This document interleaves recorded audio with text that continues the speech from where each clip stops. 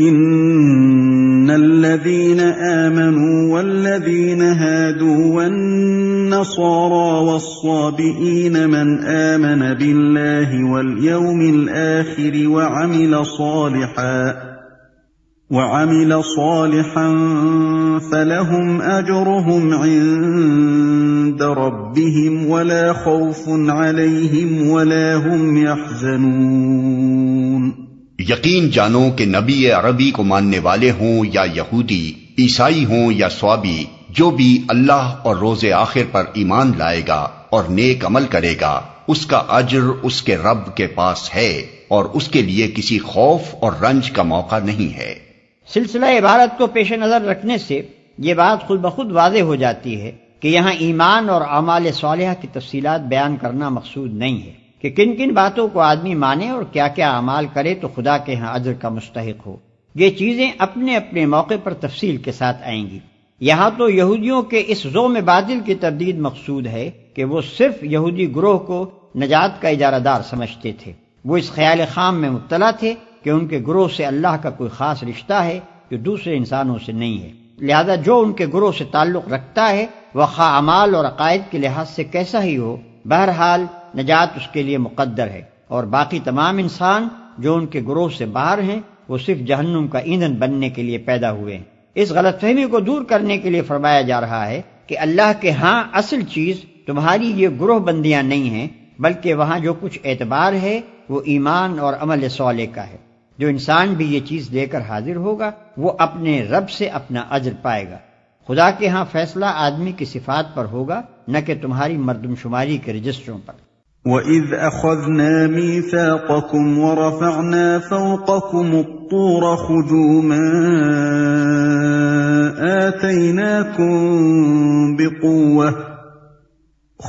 مَا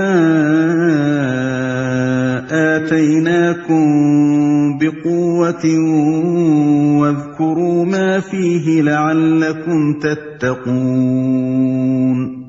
یاد کرو وہ وقت جب ہم نے طور کو تم پر اٹھا کر تم سے پختہ عہد لیا تھا اور کہا تھا کہ جو کتاب ہم تمہیں دے رہے ہیں اسے مضبوطی کے ساتھ تھامنا اور جو احکام و ہدایات اس میں درج ہیں انہیں یاد رکھنا۔ اسی ذریعے سے توقع کی جا سکتی ہے کہ تم تقوی کی روش پر چل سکو گے۔ یاد کرو وہ وقت جب ہم نے طور کو تم پر اٹھا کر تم سے پختہ عہد لیا تھا اور کہا تھا۔ اس واقعے کو قرآن میں مختلف مقامات پر جس انداز سے بیان کیا گیا ہے اس سے یہ بات صاف ظاہر ہوتی ہے کہ اس وقت بنی اسرائیل میں یہ ایک مشہور و معروف واقعہ تھا، لیکن اب اس کی تفصیلی کیفیت معلوم کرنا مشکل ہے۔ بس مجملاً یوں سمجھنا چاہیے کہ پہاڑ کے دامن میں میثاق لیتے وقت ایسی خوفناک صورتحال پیدا کر دی گئی تھی کہ ان کو ایسا معلوم ہوتا تھا گویا پہاڑ ان پر آ پڑے گا۔ ایسا ہی کچھ نقشہ سورہ اعراف آیت 171 میں کھینچا گیا۔ ثم توليتم من بعد ذلك فلولا فضل الله عليكم ورحمته لكنتم من الخاسرين۔ مگر اس کے بعد تم اپنے عہد سے پھر گئے، اس پر بھی اللہ کے فضل اور اس کی رحمت نے تمہارا ساتھ نہ چھوڑا، ورنہ تم کبھی کے تباہ ہو چکے ہوتے۔ وَلَقَدْ عَلِمْتُمُ الَّذِينَ اعْتَدَوْا مِنكُمْ فِي السَّبْتِ فَقُلْنَا لَهُمْ كُونُوا قِرَدَةً خَاسِئِينَ۔ پھر تمہیں اپنی قوم کے ان لوگوں کا قصہ تو معلوم ہی ہے جنہوں نے سبت کا قانون توڑا تھا، ہم نے انہیں کہہ دیا کہ بندر بن جاؤ اور اس حال میں رہو کہ ہر طرف سے تم پر دھتکار پھٹکار پڑے۔ پھر تمہیں اپنی قوم کے ان لوگوں کا قصہ تو معلوم ہی ہے جنہوں نے سبت کا قانون توڑا تھا۔ سبت یعنی ہفتے کا دن۔ بنی اسرائیل کے لیے یہ قانون مقرر کیا گیا تھا کہ وہ ہفتے کو آرام اور عبادت کے لیے مخصوص رکھیں۔ اس روز کسی قسم کا دنیاوی کام حتیٰ کہ کھانا پکانے کا کام بھی نہ خود کریں نہ اپنے خادموں سے لیں۔ اس باب میں یہاں تک تاکیدی احکام تھے کہ جو شخص اس مقدس دن کی حرمت کو توڑے وہ واجب القتل ہے۔ ملاحظہ ہو خروج باب 31 آیت 12 اور 17۔ لیکن جب بنی اسرائیل پر اخلاقی و دینی انحطاط کا دور آیا تو وہ علل اعلان سبت کی بے حرمتی کرنے لگے، حتیٰ کہ ان کے شہروں میں کھلے بندوں سبت کے روز تجارت ہونے لگی۔ ہر طرف سے تم پر دھتکار پھٹکار پڑے۔ اس واقعے کی تفصیل آگے سورہ اعراف رکوع 21 میں آتی ہے۔ ان کے بندر بنائے جانے کی کیفیت میں اختلاف ہے۔ بعض یہ سمجھتے ہیں کہ ان کی جسمانی حیت بگاڑ کر بندروں کی سی کر دی گئی تھی، اور بعض اس کے یہ معنی لیتے ہیں کہ ان میں بندروں کی سی صفات پیدا ہو گئی تھی، لیکن قرآن کے الفاظ اور انداز بیان سے ایسا ہی معلوم ہوتا ہے کہ یہ مسخ اخلاقی نہیں بلکہ جسمانی تھا۔ میرے نزدیک قرین قیاس یہ ہے کہ ان کے دماغ بعینہ ہی اسی حال پر رہنے دیے گئے ہوں گے جس میں وہ پہلے تھے، اور جسم مسخ ہو کر بندروں کیسے ہو گئے ہوں گے۔ فَجَعَلْنَاهَا نَكَالًا لِمَا بَيْنَ يَدَيْهَا وَمَا خَلْفَهَا وَمَوْعِظَةً لِلْمُتَّقِينَ۔ اس طرح ہم نے ان کے انجام کو اس زمانے کے لوگوں اور بعد کی آنے والی نسلوں کے لیے عبرت اور ڈرنے والوں کے لیے نصیحت بنا کر چھوڑا۔ وَإِذْ قَالَ مُوسَىٰ لِقَوْمِهِ إِنَّ اللَّهَ يَأْمُرُكُمْ أَن تَذْبَحُوا بَقَرَةً قَالُوا أَتَتَّخِذُنَا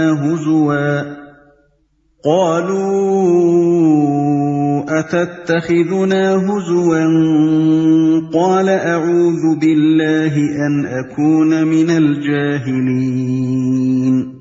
پھر وہ واقعہ یاد کرو جب موسیٰ نے اپنی قوم سے کہا کہ اللہ تمہیں ایک گائے ذبح کرنے کا حکم دیتا ہے۔ کہنے لگے کیا تم ہم سے مذاق کرتے ہو؟ موسیٰ نے کہا میں اس سے خدا کی پناہ مانگتا ہوں کہ جاہلوں کی سی باتیں کروں۔ قالوا ادع لنا ربك يبين لنا ما هي قال إنه يقول إنها بقرة لا فارض ولا بكر عوان بين ذلك فافعلوا ما تؤمرون۔ بولے اچھا اپنے رب سے درخواست کرو کہ وہ ہمیں اس گائے کی کچھ تفصیل بتائے۔ موسیٰ نے کہا اللہ کا ارشاد ہے کہ وہ ایسی گائے ہونی چاہیے جو نہ بوڑھی ہو نہ بچیا بلکہ اوسط عمر کی ہو، لہذا جو حکم دیا جاتا ہے اس کی تعمیل کرو۔ قالوا ادع لنا ربك يبين لنا ما لونها قال إنه يقول إنها بقرة صفراء فاقع لونها تسر الناظرين۔ پھر کہنے لگے اپنے رب سے یہ اور پوچھ دو کہ اس کا رنگ کیسا ہو۔ موسیٰ نے کہا وہ فرماتا ہے زرد رنگ کی گائے ہونی چاہیے جس کا رنگ ایسا شوخ ہو کہ دیکھنے والوں کا جی خوش ہو جائے۔ قالوا ادع لنا ربك يبين لنا ما هي إن البقرة شابه علينا وإنا إن شاء الله لمهتدون۔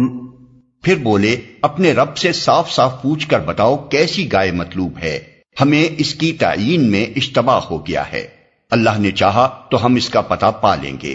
قال إنه يقول إنها بقرة لا ذلول تثير الأرض ولا تسقي الحرث مسلمة لا شية فيها قالوا الآن جئت بالحق فذبحوها وما كادوا يفعلون۔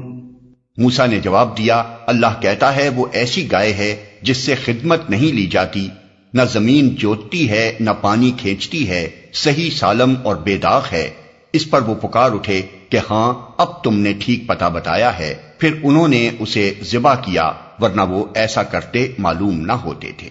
چونکہ ان لوگوں کو اپنی ہمسایہ قوموں سے گائے کی عظمت و تقدیس اور گاؤ پرستی کے مرض کی چھوت لگ گئی تھی، اس لیے ان کو حکم دیا گیا کہ گائے ذبح کریں۔ ان کے ایمان کا امتحان ہی اسی طرح ہو سکتا تھا کہ اگر وہ واقعی اب خدا کے سوا کسی کو معبود نہیں سمجھتے تو یہ عقیدہ اختیار کرنے سے پہلے جس بت کو معبود سمجھتے رہے ہیں اسے اپنے ہاتھ سے توڑیں۔ یہ امتحان بہت کڑا امتحان تھا، دلوں میں پوری طرح ایمان اترا ہوا نہ تھا، اس لیے انہوں نے ٹالنے کی کوشش کی اور تفصیلات پوچھنے لگے، مگر جتنی جتنی تفصیلات وہ پوچھتے گئے اتنے ہی گھرتے چلے گئے، یہاں تک کہ آخر کار اسی خاص قسم کی سنہری گائے پر جسے اس زمانے میں پرستش کے لیے مختص کیا جاتا تھا گویا انگلی رکھ کر بتا دیا گیا کہ اسے ذبح کرو۔ بائبل میں بھی اس واقعے کی طرف اشارہ ہے، مگر وہاں یہ ذکر نہیں ہے کہ بنی اسرائیل نے اس حکم کو کس کس طرح ٹالنے کی کوشش کی تھی۔ ملاحظہ ہو گنتی باب 19 آیت 1 اور 10۔